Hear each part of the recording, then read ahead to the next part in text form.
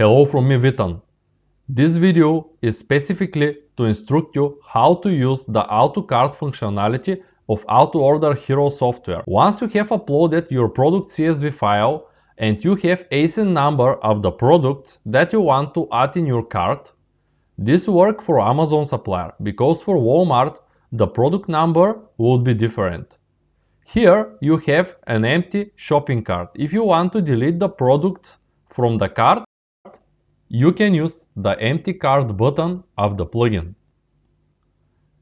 You basically click on the Insert Amazon Cart button, and after it says item added, when you refresh the page, the item is in your shopping cart.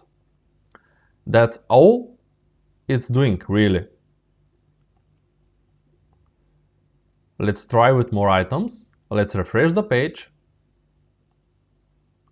They are all here with the button empty cart. Delete them if you want. Let's do it again.